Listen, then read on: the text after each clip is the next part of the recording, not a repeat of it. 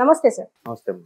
Sir ప్రస్తుతం రఘురామకృష్ణ గారు MP ఆయన వైసీపీ పార్టీకి రాజీనామా చేస్తూ ఒక వినతి పత్రం ఇచ్చారు. ఆ లెటర్లో మనం జనరల్గా సోషల్ మీడియాలో జగన్ని ఎలా ట్రోల్ చేస్తారో సోషల్ మీడియా కానీ ట్రోల్స్ కానీ అలాగే ట్రోల్ చేస్తూ వ్యంగ్యంగా ఆ లెటర్ రాశారు అని చెప్పి తెలిసింది. ఈ లెటర్ గురించి మీరేం చెప్తారు? ఆయన ఇప్పుడు కాదు, వైసీపీ విధానాలను వ్యతిరేకిస్తున్న డే 1 నుంచి కూడా అసలు వైసీపీ నుంచి నాకు తెలిసి మొట్టమొదటిసారిగా ఒక నాయకుడు బయటికి ఎవరైనా వచ్చి వైసీపీ విధానాల మీద దుయ్యబట్టారంటే అది ఈయనే రఘురామకృష్ణరాజు గారు. సో ఆయన సోషల్ మీడియాలో RRRగా బాగా ఫెమిలియర్ అందరికీ. ఆ సందర్భంలో RRR మూవీ తర్వాత షూటింగ్ ఎప్పటి నుంచో స్టార్ట్ అవ్వడము, దానికి వర్కింగ్ టైటిల్ కూడా RRR అనే పెట్టారు. ఆబ్వియస్లీ RRR అయిపోయింది సినిమా పేరు కూడా, రాజమౌళి గారి సినిమా. సో ఇతను అప్పటి నుంచి సోషల్ మీడియాలో యాక్టివ్గా ఉండడము, ఆ RRR గానే బాగా ఫెమిలియర్ అందరూ. సో దాన్ని ఆయన ఒక రచ్చబండ అనే ఒక యూట్యూబ్ ఛానల్ ద్వారా రచ్చబండ అనే వేదికలా పెట్టి ప్రతిదీ వెటకారంగా దుయ్యబడుతూ ఉండేవారు.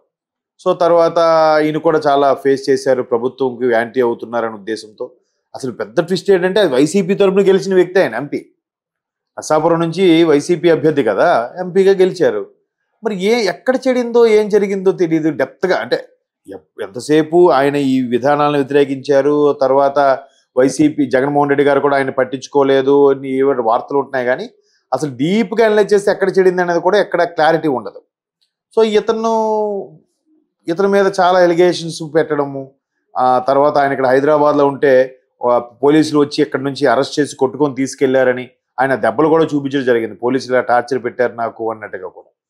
అంటే అది కూడా ఎలాగా, ఇప్పుడు ఒక స్టేట్ నుంచి ఇంకో స్టేట్కి మారేటప్పుడు పోలీసులు ఖచ్చితంగా లోకల్ పోలీస్ స్టేషన్కి ఇన్ఫామ్ చేయాలి. ఇన్ఫామ్ చేసి అప్పుడు చర్యలు లోకల్గా లేదా ఎస్పీకి లెటర్ పెట్టుకొని హెల్ప్ తీసుకోవాలి.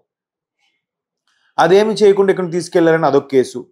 తర్వాత చాలా ఇప్పుడు ఆయన ఏం చేశారంటే తర్వాత రాజీనామా పెడితే రాజీనామా దానికి వైసీపీ వాళ్ళు యాక్సెప్ట్ చేయలేదు. యాక్సెప్ట్ చేస్తే ఈయన వెంటనే ఇంకో పార్టీకి వెళ్ళిపోవడం అవుతుంది, లేదా సస్పెండ్ చేసి దాని టికెటే చెల్లదు అని వీళ్ళేమైనా కేసు వేస్తే మళ్ళీ బై ఎలక్షన్ అయ్యేది. లేదు ఆ కేసు ఇలా నానుతూ ఉంది అంటే ఖచ్చితంగా అతను వైసీపీ అభ్యర్థి కాదురా, వేరే పార్టీకి అయినా చేరాడరా అనుకోవడానికి. అది జరగలేదు, కేసు జరగలేదు. ఈయన వైసీపీ నుంచి తీసేస్తున్నట్టుగా వాళ్ళు ప్రకటించలేదు, కనీసం సస్పెండ్ చేస్తున్నట్టు కూడా చెప్పలేదు. సస్పెండ్ ఇంత బాబు మీరు నాకు వద్దన్నా కూడా ఇంకా వాడి మీద ఏం చర్యలు తీసుకోకుండా ఉంచే ఉద్దేశం ఏంటి?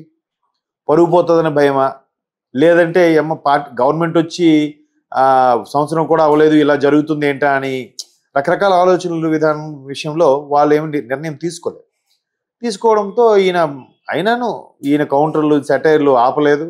అదే యూట్యూబ్ వేదికగా చాలా సందర్భాల్లో మాట్లాడారు. దానికి కూడా వాళ్ళు రకరకాలుగా విగ్గురాజ్ అని ఏవో పేర్లు పెట్టి ఆయన్ని హింసించారు, ఆయన్ని ట్రోల్ చేశారు. అయితే ఇప్పుడు ఆయన తర్వాత చాలా వైసీపీ మీద మరి ఎందుకు అట్లా జరిగిందో తెలియదు, కానీ ఆయన ఒక 2 months బ్యాక్ 3 months బ్యాక్ ఒక సుప్రీంకోర్టు ఒక లెటర్ కూడా రాశారు. ఇప్పుడు 10 ఏళ్ళుగా బెయిల్ మీద ఉండే వ్యక్తి ఇప్పుడు రాష్ట్రాన్ని శాసిస్తున్నాడు, ముఖ్యమంత్రి అయిపోయారు, ఇంకా బెయిల్ ఏంటి? ఈ కేసు ఇక్కడే నడుస్తుంది, హైదరాబాద్లో ఉండడం వల్ల ఈయనకి నచ్చినట్టుగా జరుగుతుంది. ఇక్కడ కూడా హైదరాబాద్లో ఆయనకి బాగా ఫేవర్గా ఉండే ప్రభుత్వం ఉండడం వల్లే నడుస్తుంది అన్నట్టుగా. అండ్ మోర్ ఓవర్ అంతకుముందు నన్ను హైదరాబాద్లో ఉంటుండగా అరెస్ట్ చేసి తీసుకెళ్లారు ఇక్కడ పోలీసులు, ఇక్కడ తెలంగాణ పోలీసులు పర్మిషన్ లేకుండా వెళ్ళారు.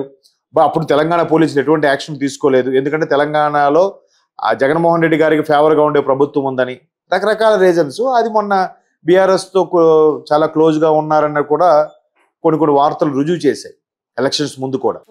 సో వీటన్నిటి మీద కూడా ఆయన కామన్గా రెస్పాండ్ అయ్యాడు. అసలు ఎందుకు వైసీపీ ఇటువంటి నిర్ణయాలు తీసుకోవడం ఏంటి, ఎందుకు ఇలా చేస్తుంది, అన్నిటి విషయాలు కూడా లోక్సభలో ఎవరైనా మాట్లాడి స్పందించినప్పుడు కూడా అక్కడ వాళ్ళకి టీడీపీ ఎంపీలకి సపోర్ట్గా ఉండడం, తర్వాత చంద్రబాబు గారిని అరెస్ట్ అయిన తర్వాత ఢిల్లీలో కొంతమంది నాయకులు అక్కడ ధర్నా చేశారు, చంద్రబాబు అరెస్ట్ గురించి నిరసన తెలియజేసినప్పుడు కూడా ఈయన వాళ్ళతో పాటు ఉండి ఈయన కూడా నిరసన తెలియజేయడం జరిగింది. అయితే ఇప్పుడు ఏంటంటే నర్సాపురం టికెట్ టీడీపీ కోటాలోకి వస్తుందా లేదా జనసేన కోటాలోకి వస్తుందా అనేది ఇంకా పూర్తి స్థాయి క్లారిటీ రాలేదు. వచ్చిన నేపథ్యంలో అయితే ఆయన టీడీపీలోకి కానీ జనసేనలో కానీ షిఫ్ట్ అయ్యి ఆ పార్టీ పరంగా పోటీ చేయొచ్చు. ఇంతకుముందు నేను చెప్పాను, ఆ నియోజకవర్గంలో ఏ పార్టీకి ప్రాధాన్యత ఉంది, ఏ అభ్యర్థికి ప్రాధాన్యత ఉంది, ఆ అభ్యర్థి ప్రాతినిధ్యం వహిస్తే గెలుస్తాడు అనుకున్న సందర్భంలో ఆ వ్యక్తి టీడీపీ తీర్థం కానీ జనసేన తీర్థం కానీ పుచ్చుకొని పోటీ చేయడం జరుగుతుంది. ఇప్పుడు నరసాపురం విషయంలో రఘురామకృష్ణరాజు గారు కూడా అదే చేయబోతున్నారు. కాకపోతే వైసీపీ నుంచి నన్ను అడిగితే ఫస్ట్ బయటకు వచ్చి ఆ విధానాలను ఎండగట్టింది మాత్రం ఈయనే. బట్ వైసీపీ కూడా ఎందుకో చర్యలు తీసుకోలేకపోయింది. తీసుకున్నా వీళ్ళు పరుగు దక్కేదేమో, మేము ఆయనకి తీసుకున్న చర్యలు తీసుకున్నాం, ఆయన పెట్టిన టార్చర్ పెట్టాం చాలులే అని రిలాక్స్ అయిపోదురేమో. అది జరగలేదు. ఎందుకు, ఒకవేళ ఆయనకి సస్పెండ్ చేసినా లేదా పార్టీ నుంచి డిస్మిస్ చేసినా ఈయన మళ్ళీ వేరే పార్టీలకు వెళ్ళిపోతాడు, మన ఎదురుగా తోగజాడిస్తాడు అనుకున్నారో భయపడ్డారో తెలియదు, కానీ అది కూడా అమలు అవ్వలేదు. సో దానికి సంబంధించి ఇప్పుడు ఎలాగూ అయిపోయింది, ఇంకొక వారం 10 రోజుల్లో ఎలక్షన్ నోటిఫికేషన్ కూడా వచ్చిపోతుంది. మీరు ఇప్పటికైనా యాక్సెప్ట్ చేయాలి కదా. వీళ్ళు ముఖ్యమంత్రితో సహా అందరూ ఎలక్షన్ నోటిఫికేషన్ వచ్చాక రాజీనామా చేయాల్సిందే. ఆపద్ధర్మ ముఖ్యమంత్రి లేదా ఆపద్ధర్మ ఎంపీ, ఆపద్ధర్మ మంత్రులుగానే ఉంటారు తప్ప అప్పుడు వాళ్ళకి ఏం రైట్స్ ఉండవు కదా, నామకే వస్తూ ఉంటారు కదా. సో ఇప్పుడు ఇంకా రిజైన్ పెట్టారు కాబట్టి రిజైన్ చేయాల్సిందే, రిజైన్ యాక్సెప్ట్ చేయాల్సిందే. ఇప్పటికీ చేయకపోతే ఇంకా ఉన్నపొర ఊరు, అదే సామెత ఉందండి, ఉన్నపొర ఊరిలో సగం పొరుగు సంతలో పోయింది అన్నట్టు అట్లా జరుగుతుంది. ఈయన కూడా అసలు ఎక్కడ తగ్గలే.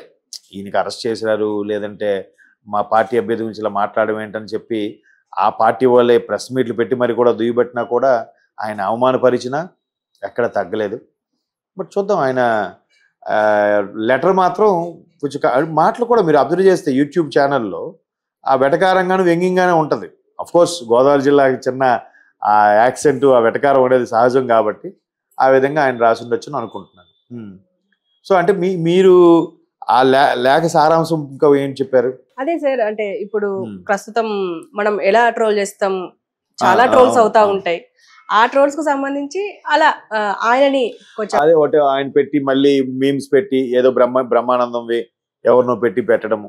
నిన్న కూడా ఒక వైసీపీ వ్యక్తి ట్రోల్స్ చూశాను అలాగే అనమాట. అంటే మేము ఆ వ్యక్తి 3 రాజధానుల గురించి అనేసరికి వెంటనే కింద రవితేజను బ్రహ్మానందంది ఏదో మీమ్స్ పెట్టి ట్రోల్ చేశారు, నవ్వడము అట్లా జరుగుతున్నాయి. సో ఈయన లేఖ రాయడంలో వెరైటీ. ఫస్ట్ థింగ్ ఏంటంటే, ఒకటి రాజీనామా యాక్సెప్ట్ చేయండి, లేదంటే నేను వెళ్ళిపోతాను, వేరే పార్టీకి చేరిపోతాను అని చెప్పినప్పుడు వీళ్ళు క్లారిటీగా ఉండుంటే ప్రాబ్లం ఉండేది కాదు, అక్కడికి క్లియర్ అయిపోయేది. ఇప్పుడు ఆయన ఆ పార్టీలో ఉంటూనే మళ్ళీ ఇప్పుడు ఏమంటున్నాడు, ఎలాగో వీళ్ళు రిజైన్ యాక్సెప్ట్ చేయలేదు కాబట్టి నేను పార్టీని ఏమనట్లేదే, ప్రభుత్వ విధానాలను దూషిస్తున్నాను, మనుషులనే దూషించట్లేదు కదా అంటున్నాడు. ప్రభుత్వం అంటే ఏంటి? ప్రజలే. ప్రభుత్వం అంటే ఏంటి? ప్రభుత్వంలో ఉన్న పెద్దలే కదా. సో ఆ విధంగా తెలివిగా ఆయన మళ్ళీ రీకౌంటర్లు వేస్తున్నారు ఈయన. అంటే ఒకవేళ యాక్సెప్ట్ చేస్తే ఏ పార్టీలో చేరే అవకాశం ఉంటుంది అంటారు? నర్సాపురం నుంచి, అదే చెప్పాను కదా, నర్సాపురం నుంచి పోటీ చేయడం ఖాయం. అయితే లోక్సభకి ఆల్రెడీ 3 ఎంపీ లోక్సభలో ఎన్నికలకు సంబంధించి జనసేనకి 3 ఎంపీ స్థానాలు కేటాయించబడింది. 24 అసెంబ్లీ ఇవాళ డిక్లేర్ చేశారు. అయితే ఇది ఇంకొకటి గతంలో ఏంటంటే 28 అసెంబ్లీ స్థానాలు, 4 లోక్సభ స్థానాలు అన్నారు. సో ఏ స్థానాలు ఏంటనేది క్లారిటీ లేదు. ఒకవేళ నర్సాపురం స్థానం టీడీపీ వైపు వెళ్ళింది అనుకోండి, అభ్యర్థి అయితే ఆయన ఫిక్స్, అది ఖరారు. అది అభ్యర్థి ఫిక్స్, పార్టీ ఫిక్స్ అవ్వలేదు.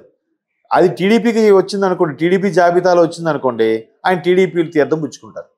ఒకవేళ లేదు, కూటమిలో భాగంగా జనసేన వైపు వెళ్ళింది అనుకోండి, ఆయన జనసేన తీర్థం పుచ్చుకుంటారు. అర్థమైందా? సో అందుకు ఆయన కూడా టీడీపీకి మద్దతుగానే ఉన్నారు, అలాగనే జనసేనకి యాంటీగా ఏం లేరు, జనసేనకు కూడా ఫేవర్గానే ఉన్నారు. రెండిట్లో ఏవి బాగుంటే అటువైపు మొగ్గు చూపే అవకాశం ఉంది. అటు తీర్థం తీసుకొని, అంటే ఏదో ఒక పార్టీ జెండా అలాగే పార్టీ గుర్తు కావాలి కాబట్టి దాన్ని తీసుకునే ఛాన్సెస్ అయితే కనిపిస్తున్నాయి. సో అప్పుడు జనసేనకు భీమవరం ఎలాగూ జనసేనకి ఇస్తారని అంటున్నారు కాబట్టి టీడీపీకి నర్సాపురం వచ్చేమో. సారీ, భీమవరం ఉంటే నర్సాపురం నియోజకవర్గమే కదా టీడీపీ లోక్సభకు సంబంధించి. సో మిగతా అమలాపురం ఏవి ఉన్నాయి కదా, కాకినాడ, అమలాపురం, అవి కాకినాడ ఒకవైపు జనసేన అంటున్నారు. అలా అయితే ఆ నర్సాపురం మళ్ళీ టీడీపీ అది ఇచ్చారనుకోండి, అప్పుడు టీడీపీ వైపు ఆయన టీడీపీ తీర్థం పుచ్చుకొని టీడీపీ తరఫున పోటీ చేస్తారు. లేదు జనసేనకి మరొక సీట్ ఇచ్చే ఛాన్స్ ఉంటే గనుక, అది నర్సాపురం అయితే గనుక, అప్పుడు జనసేన తీర్థం తీసుకొని పోటీ చేసే ఛాన్సెస్. ఎందుకంటే ఇంకా 57 ఎమ్మెల్యే స్థానాలు, అలాగే కొన్ని లోక్సభ స్థానాలు ఇంకా డిక్లేర్ చేయలేదు టీడీపీ.